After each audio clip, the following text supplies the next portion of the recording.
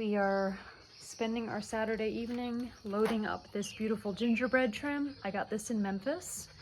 We're going up to Evansville, Illinois early tomorrow morning. These are actually upside down right now. These would be turned the other way. These are finial drops. These are called medallions. These are brackets, spindles. So this is fretwork from, I think from Atlanta, from the presumably late 1800s. We think it's from a gazebo. There's enough pieces here to make it work for the main front porch, but the layout is not right. So there's a guy up in Evansville, Illinois, Barry, who I've bought a lot of trim from, who's a talented carpenter, and he delivered trim about a month ago and there's not enough, so I have to get more. All of the rosettes and plinths and all that I think I've showed you before. So we're gonna go up early tomorrow, bring this up, get more trim from him, more baseboard. We are in too deep at this point to just give up and buy stuff from Home Depot. We've committed to salvage and we have to see it through. So this is probably the last road trip for this, which I'm thankful for. It's been fun, but it's a lot of time spent. So he likes the road trips, right, buddy? He does. I'm up here right now in Evansville, Illinois. I'm with Barry Moon at his workshop. So as if you've been following along, you know that it's a new construction, but I'm using all sorts of old salvage. And I found Barry on Facebook for, I think, just originally some trim, and then it's turned into a lot of other stuff. And Barry, how long have you been doing this? 37 years. And so people get in touch with you when a farmhouse is about to be torn down. Is that the process? And then you go in? We find them wherever we find them. People, well, I've been doing it long enough that people call me that, we go up to 300 or 400 miles out. And then you go in, you just harvest whatever you can harvest. We will usually harvest everything from the roof tin, the roof joists, the ceiling board, the floors, all the doors, all the trim, the sinks. Anything that can be recycled. We'll even take the foundation stone because we use that again too. And do you have an era, like a period that you stick with, or is it just anything really? Anything from like 1780 up to about 1950. Okay. It depends on. Right now we're going to be doing a one in Potosi, Illinois. No, not Potosi, Missouri. That was an 1848 log cabin. Wow. But it looks like a house from 1870. Wow. They wrapped a house around the log cabin. Cool. And your stuff goes all throughout the country. Right now we're shipping to Paris, Texas, Santa Barbara, to you down in Tennessee. Yeah, in Tennessee. Several clients in Missouri, in Texas, Indiana, Illinois. And just unbelievable stuff. Oh, here's the cabinet I saw on your Facebook. Yes, that's that big one. School. Yeah. Built in 1915. It was in the chemistry lab. Cool. So this is where I bought all my rosettes, my plinths, my door and window trim, my baseboard, bead board, a beautiful door that I'm gonna get soon. He's reworking spandrels. He's reworking trim. He's got a busy man. So this is the workshop where I found a lot of treasures. So here is the baseboard that Barry's been working on. He had to strip all the paint. This is 9-inch wide. We had to take it out of the house, strip all the paint. We're counting everything up. Here's all the extra door and window trim. So we are in Evansville, Illinois right now, and he just has unbelievable stuff. Very talented. And we get to use authentic farmhouse stuff in the new build.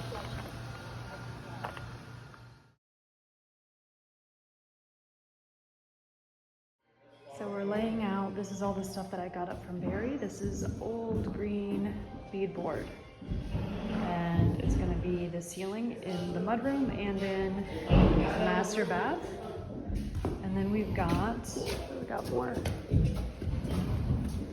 Oops, sorry. And then over here, here's all the extra blocks that I picked up. Here, this is blue. And I have to go through, you can see there's a piece of green. I think it actually kind of looks nice with some of the green mixed in. And we might have to keep it that way because I think we're short on blue. But this will be the ceilings in this bathroom. And this is what we're calling Flex 2. I think it's just gonna be like, it's kind of a little gathering space, coffee bar spot, but got more plinth, more rosettes. So the trim guys are back today and we have a long list of things to do. So last Sunday, a week ago from today, is when I went up to Illinois and picked up a whole bunch of items from Barry. Barry went into old farmhouses, and I'm gonna show photos in this video of some of the old farmhouses that Barry went into and hand-picked. This is 9-inch baseboard. And like I've shown you before, we've got our rosettes, we've got our plinths, we've got corner pieces, got these really beautiful brackets for open shelving, the beadboard. So Barry goes in and he harvests all this stuff from houses that are about to fall over, basically. And of course, using salvage in this project is a whole extra layer of difficulty because I have to source it from certain places. You can't grab it at Home Depot.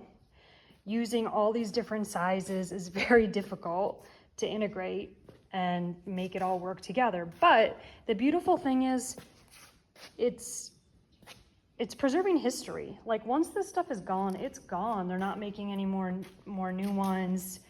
I love old farmhouses. Always wanted to live in one.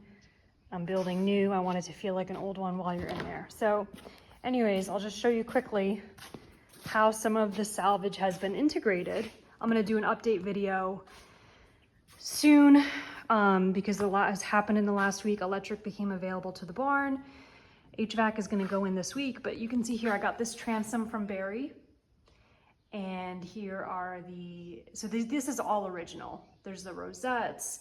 This trim, one of the difficult things, like I said, is, Justin, my builder, is used to modern size, like the size of modern day things. So this trim is about 5.5, 5 1/4. Modern day trim, like if you went to Home Depot and you wanted to get trim for your house, it's about 3.5 inches. So when we designed this, and remember, I'm not working with a designer or an architect, it's Justin and I trying to figure it all out. We had to reframe this whole door because it was too tight. It anticipated a narrow trim. And I didn't want to cut the trim apart and have rosettes that are in half. So we had to reframe this whole door to accommodate for a wider trim that we wouldn't have known the size of because I didn't have it when we did our plans. But it looks beautiful. This here, like I said, I'm gonna do another update with everything in detail, but this is the lathe boards and barn roof from part of the pole barn we had to take down for septic. So this was a barn that Danny and his family built, and it's just become beautiful, beautiful wainscoting. I got this window from Bowling Green, Kentucky, lighted glass, and there's our trim from Barry. And trying to get all these pieces to work together when they come from different sources, it's a huge challenge. I mean, one thing is because it's new construction, we can make it work easier than if you were trying to integrate it into an already existing building, but it's tough. Things are not square and plumb and whatever other terms you want to use, but luckily the subs are very good. Justin's very talented, and we're able to figure it out. So, okay, here, this is where the men, it's kind of dark in here right now, but you can see, look at this is the vintage beadboard I got from Barry. This is the blue. This is one of the bathrooms. Here is new beadboard. New beadboard, and then just like a 1x6. I got this in Memphis, this old school cabinet, and it just happens to fit right there. So I don't know what color I'm gonna paint it, but I mean, just look how beautiful that is. That is old school. And I'm just gonna have it, put it like a clear coat on it. But this is what it looks like. And I think certainly it's a lot more effort to get it and then make it work. And the subs are not typically used to a lot of salvage, but they've done a phenomenal job. Here's some transoms that I got from Ohio.